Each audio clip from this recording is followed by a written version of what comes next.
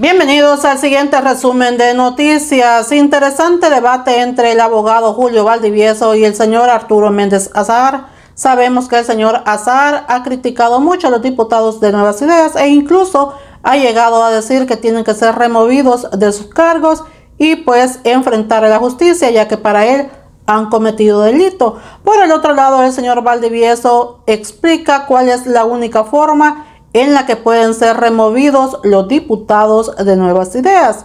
Y bueno, Ingrid Escobar habla con un alto representante de Naciones Unidas, todo esto para abogar por los pandilleros. Y el señor Carlos Araujo, opositor al gobierno del presidente Bukele, asegura que la minería verde no existe.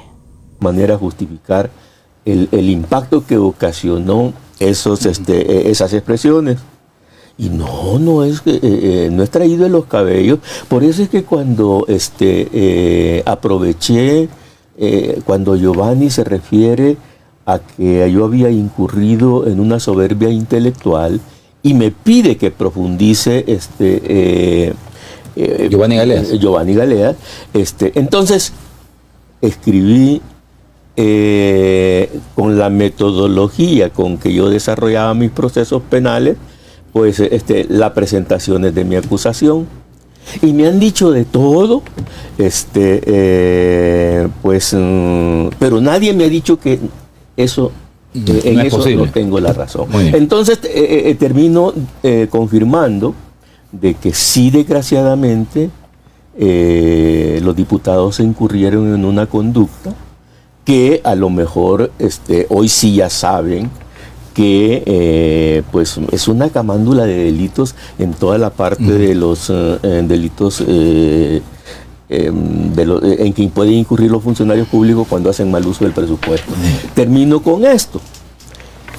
Como eso provocó una reacción, entonces golpeé la opinión pública cuando acusé de que los diputados tenían secuestrado al presidente Bukele, y tú tocas un punto allí que creo que nos va a dar oportunidad para profundizar sobre eso, sobre Usted ha dicho que lo han traicionado y lo han secuestrado. Lo han traicionado y lo tienen secuestrado. Okay. Y es que en verdad, cuando hicimos la Constitución del 83, el marco contextual de la presentación de nuestro Estado de Derecho, pues trascendió a que nosotros quisimos eliminar el presidencialismo de los militares de antaño para que nunca hubiesen golpes de Estado más. Y entonces, ¿en dónde iba a estar el ejercicio del verdadero poder?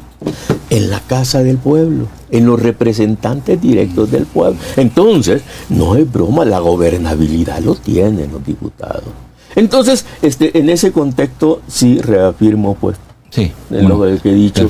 Y de veras. Aunque hay un reconocimiento tácito de que el tono no fue tal vez el correcto, el adecuado. Entendí mal. Cuando, como ahora pues ya quizás regresado a mi forma de expresarme cuando estaba en la plaza pública, sentí que en ese momento había que golpear para sacudir, ¿no?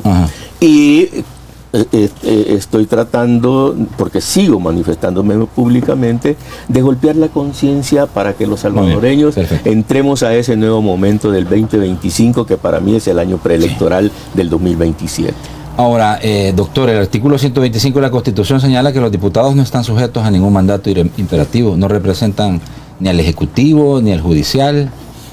Ahora bien, de su parte, y entendiendo los argumentos que plantea el doctor Arturo Méndez Azahar, jurídicamente y políticamente hablando, ¿cuál es su opinión?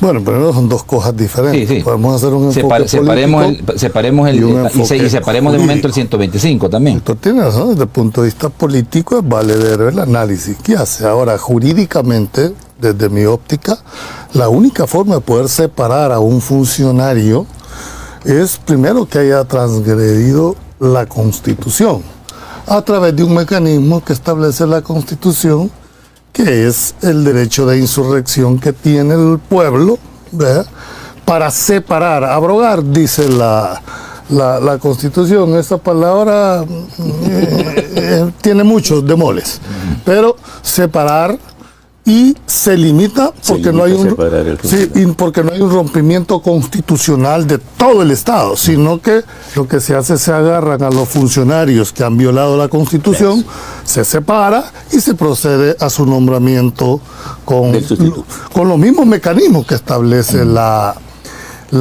Constitución. En ese sentido, ahí está la norma. Hay que entender, una cosa es el ser y otra cosa es el deber ser.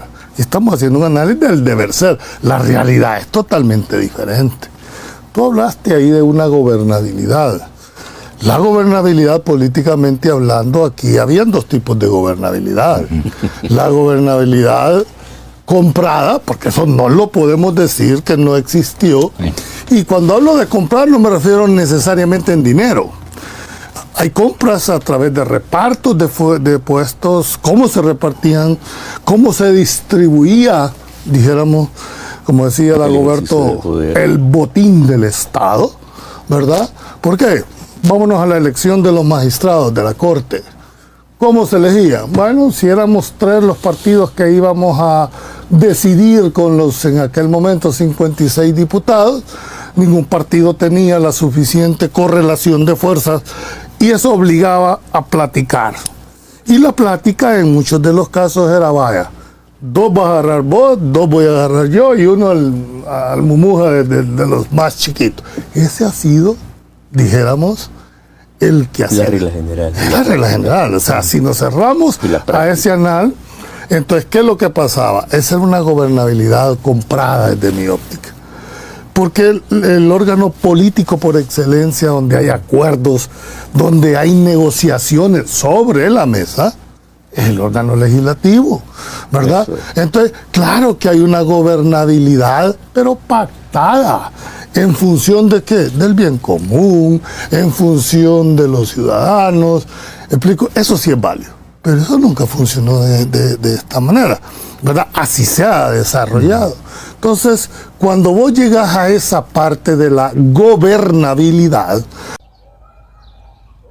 Este día hemos venido ante la oficina del Alto Comisionado de Naciones Unidas para Derechos Humanos a presentar nuestro informe general sobre la grave violación a derechos humanos ocurrida durante la medida del régimen de excepción, específicamente y lo más grave, cuando el derecho a la vida es irrespetado por el Estado de El Salvador. Pues ya van más de 300 muertos en estos 34 meses del régimen de excepción y hemos dejado específicamente una explicación más detallada del proceso de comunicación sobre la muerte arbitraria de don Santos Navarro y de más de 300 víctimas más en El Salvador.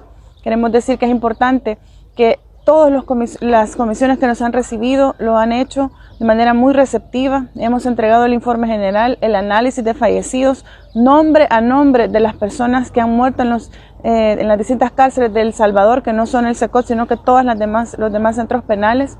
Importante decir que también les hemos dicho que hay miles de personas que, siendo inocentes, están injustamente procesadas actualmente y no queremos que corran la misma suerte en este caso de Santos Navarro y de los otros 300 víctimas mortales. Está el ejemplo de Jorge Luis Caridad Amaya, un joven que, aunque hemos pedido en reiteradas oportunidades ante la sede judicial que lo liberen, se nos ha dicho no al lugar.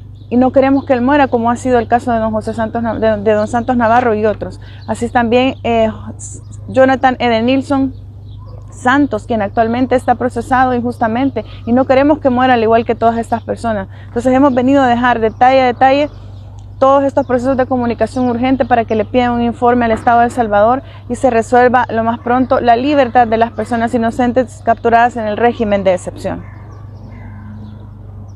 Que ahí está el río San Sebastián como ejemplo desde hace muchísimos años de los errores de los manejos de la minería de oro en El Salvador y también la experiencia del mundo.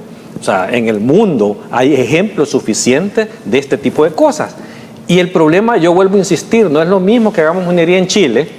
Por las distancias, por todo lo que ¿por qué decimos en El Salvador no hay condiciones? ¿Por qué? Por el tamaño del país, por la densidad poblacional, por el tema de las cuencas hidrográficas a la par de las minas que quieren explotar. Esas características particulares del Salvador es lo que lo hacen inviable para el proyecto salvadoreño. Y hasta donde yo he podido investigar, que te digo que tengo días de estar investigando, leyéndole y consultándole a expertos, no hay métodos diferentes a los que ya conocemos para poder hacer mina. No hay forma. Entonces, el riesgo es demasiado elevado, ¿verdad?, de crear un daño a la vida de la gente, porque el tema es que si eso llegara a suceder en un proyecto de este tipo, no hay para atrás. Ahora, ahí no hay cómo decir, deroguen esa ley. No, si es que si está contaminada, el agua está contaminada y va a estar contaminada no sé cuántos cientos de años. Hasta aquí con la información, será hasta la próxima con más de las noticias de la política salvadoreña. No olvides suscribirte, compartir este contenido, dejar tu like y nos vemos en la próxima.